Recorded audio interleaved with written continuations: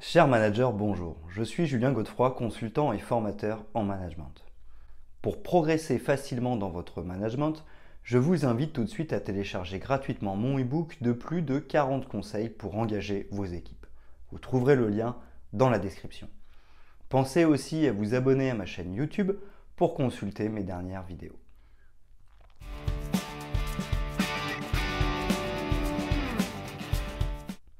J'ai souvent des questions pour savoir comment devenir manager. Le réflexe pour être un manager est de suivre une formation managériale, s'inscrire dans une université ou une école de commerce et de passer un diplôme.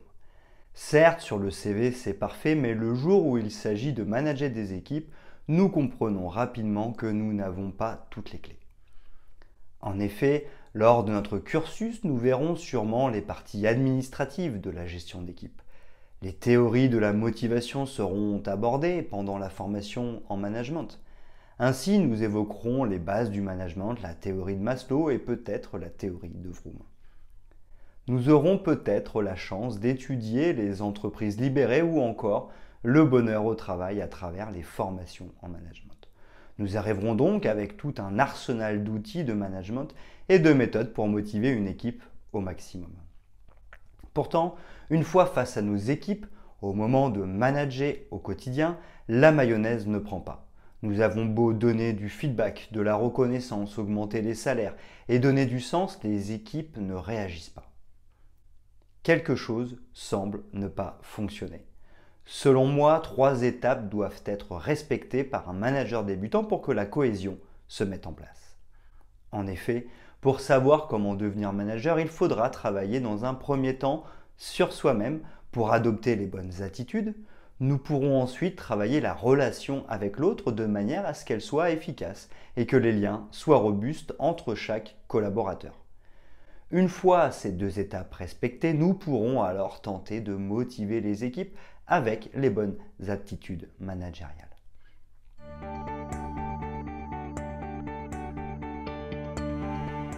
Premièrement, travailler sur soi. Le premier axe pour savoir comment devenir manager est de travailler sur soi. En d'autres termes, le développement personnel est essentiel. Pourquoi ? Voici des objectifs qui me semblent essentiels pour les nouveaux managers. Apprendre à manager en maîtrisant son ego. Je ne vais pas rentrer dans une définition hautement philosophique de l'ego. Je vais faire simple, il faut apprendre à maîtriser notre part de nous, notre moi qui cherche à avoir raison, à prendre le dessus sur l'autre, voire qui va chercher à l'écraser. C'est cette partie de nous qui se réveille lorsqu'un chauffard nous coupe la route. Elle nous poussera à klaxonner et à insulter l'autre pour nous permettre de retrouver notre fierté et de montrer que nous existons. Le problème, c'est que le chauffard avait peut-être une excellente raison pour nous couper la route. Sa femme est sur le point d'accoucher et il a tenté d'éviter un autre véhicule qui a fait une erreur ou encore ses freins ont lâché. La réalité est que nous n'en savons rien. Cette part de nous nous empêche de comprendre ce que vit l'autre, ce qu'il est réellement. Nous nous centrons sur nous. Le seul problème, c'est que manager, c'est se tourner vers l'autre. Ces situations surviennent aussi avec nos employés. Ils ont changé le merchandising en magasin.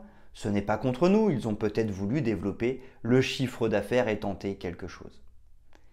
Ils arrivent quelques minutes en retard à une réunion. Peut-être ont-ils voulu terminer un projet très important avant de venir. Il leur était donc difficile de faire mieux.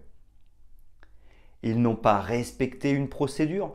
Peut-être ont-ils voulu optimiser la manière de faire pour être encore plus efficace. Un bon manager doit donc être capable de mettre son ego de côté pour chercher à comprendre réellement ce qui s'est passé. Sinon, nous risquons de sanctionner ou d'avoir une mauvaise réaction, ce qui va détériorer les relations et notre manière de manager. Apprendre à se connaître. Pour maîtriser cet ego qui réagit souvent de manière instinctive et adopter un management efficace, il faudra donc développer ses connaissances par rapport à nous-mêmes. Savoir comment devenir manager, c'est savoir comment nous fonctionnons. Nous aurons besoin d'identifier les situations où notre ego apparaît de manière plus ou moins instinctive. Ce sera une clé d'entrée dans nos modes de fonctionnement les plus profonds. Ensuite, il s'agira de comprendre les mécanismes qui s'opèrent derrière ces situations et d'essayer de comprendre ce qui, dans notre passé, a pu nous marquer pour qu'aujourd'hui nous fonctionnions ainsi.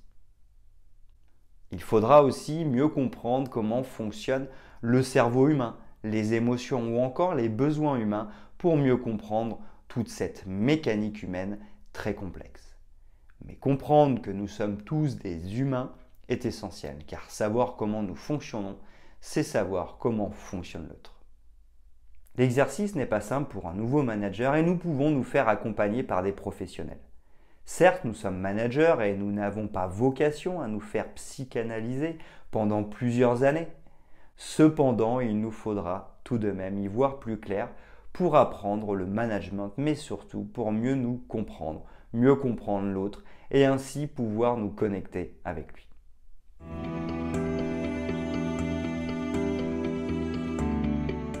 Deuxièmement, développer la relation. En effet, une fois que nous nous serons mieux compris, nous aurons mieux compris l'autre. De plus, nous aurons compris et accepté que nous ne sommes pas parfaits. En effet, nous sommes capables de faire certaines choses correctement, mais nous sommes aussi faillibles. Accepter nos deux côtés, faire bien et se tromper, c'est accepter que l'autre puisse faire bien et puisse aussi se tromper. Nous devenons donc plus compréhensifs et pouvons donc apporter plus de relationnel. Ces bonnes relations permettent de décupler les résultats car à plusieurs, nous pouvons aller plus loin. Mieux communiquer. Comprendre l'autre est une chose, mais pour savoir comment être un bon manager, il faut savoir bien communiquer. De nombreuses méthodes de communication existent, mais j'insisterai une nouvelle fois sur la communication non violente. En effet, ce protocole de communication a été testé et approuvé. Lorsque nous souhaitons faire du management et communiquer avec l'autre, pour le faire de la manière la plus efficace possible, le manager doit savoir respecter et exprimer les 4 grandes étapes suivantes. Exprimer la situation sur laquelle nous voulons parler, exprimer son ressenti par rapport à cette situation, évoquer son besoin, exprimer une demande. Exemple de bonne communication. En reprenant le très bon exemple que vous trouverez sur le site NVC Europe, je vais illustrer ce protocole. Prenons l'exemple de 2 amis qui se sont donné rendez-vous. Le premier est arrivé très en avance et le deuxième très en retard. Une réaction naturelle mais qui n'est pas appropriée serait « Non, mais tu as vu à quelle heure tu arrives ? Tu aurais pu me prévenir au moins. » Le protocole, lui, préconise de faire ainsi. Observation. Nous avions rendez-vous ici il y a 40 minutes. Cela fait 1 heure que je suis ici.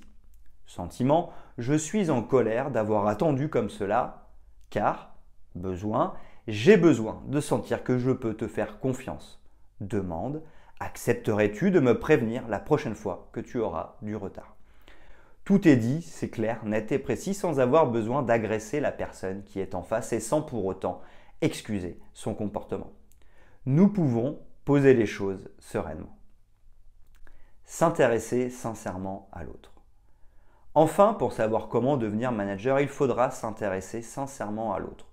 Si nous sommes indifférents aux autres et très centrés sur nous, il nous sera difficile d'exercer le métier de manager. En effet, comme nous l'avons vu, la communication est essentielle dans la relation. La seconde chose essentielle est de chercher à comprendre l'autre pour bien manager. Pour manager efficacement et s'intéresser à l'autre, il faudra faire preuve d'une vraie écoute sincère. L'idée n'est pas d'écouter en cherchant à rebondir, mais bien d'écouter pour mieux comprendre l'autre en s'intéressant à lui.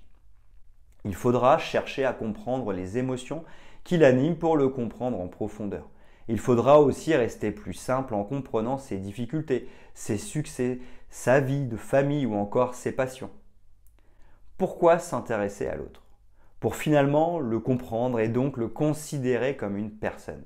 Se sentir compris est essentiel, mais être reconnu comme une personne à part entière et pas simplement comme un employé est très valorisant et très motivant.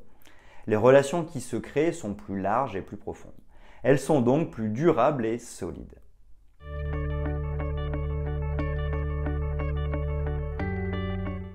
Troisièmement, se mettre au service des autres. Une fois que nous avons travaillé sur notre ego et notre connaissance de soi, nous avons ensuite travaillé sur la relation avec l'autre.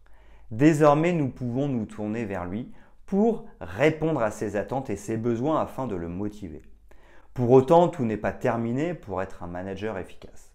Les facteurs de motivation ne fonctionneront que si la mise en dynamique est bonne ainsi que la responsabilisation et l'autonomie.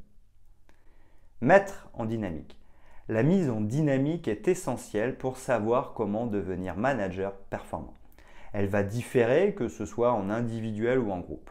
En d'autres termes, mettre en dynamique un individu peut se faire à travers un coaching. Pour le management d'équipe, la mise en dynamique nécessitera de faire intervenir toutes les personnes concernées. Le coaching est une technique de management qui consiste à se focaliser sur une problématique, à écouter le ressenti du collaborateur pour comprendre ce qui bloque, pour atteindre les objectifs. En effet, c'est l'émotion qui se cache derrière la situation qui bloque et non la situation en elle-même. Identifier de la peur, de la colère ou de la tristesse nous permettra d'y voir plus clair. Il s'agira ensuite de définir les objectifs pour amorcer la mise en mouvement.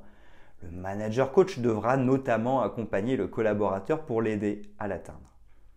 Pour gérer une équipe, il faudra un travail collectif sur la raison d'être de la mise en dynamique.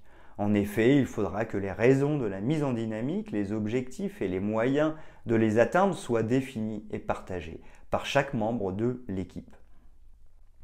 Ainsi, la cohésion d'équipe sera optimale. Il faudra donc prévoir des moments d'échange où chacun pourra exprimer sa vision, ses freins ou encore ses ressentis pour bien manager une équipe. En effet, il ne faut pas oublier qu'un changement est souvent perçu comme ridicule, puis dangereux et enfin évident. Chacun devra donc pouvoir s'exprimer sur son ressenti et notamment sur ses peurs pour qu'elles puissent être dissipées et permettre l'avancement du projet. Responsabiliser, rendre autonome et motiver. Enfin, nous arrivons à la dernière étape pour savoir comment devenir manager. C'est celle de la responsabilisation, de l'autonomie et de la motivation. Les trois doivent être menés ensemble car ils sont complémentaires. Le rôle du manager est de mobiliser au maximum toutes les personnes de l'équipe. Plus les personnes pourront s'exprimer et participer aux prises de décision, plus elles seront responsabilisées, autonomes et motivées. Prenons un exemple. Je décide de m'investir dans un projet humanitaire au sein de mon entreprise. Comme je l'ai décidé, je vais naturellement m'y impliquer. Si cela se passe mal, je réajusterai. Si cela se passe bien, je serai naturellement satisfait. La motivation est là parce que j'ai choisi le projet. J'essaierai d'apporter mon maximum en suivant mon niveau de compétence. Si je n'aime plus, je pourrais alors arrêter et me tourner vers un autre sujet pour rester motivé. Je ne décide pas de m'investir dans un projet humanitaire au sein de mon entreprise.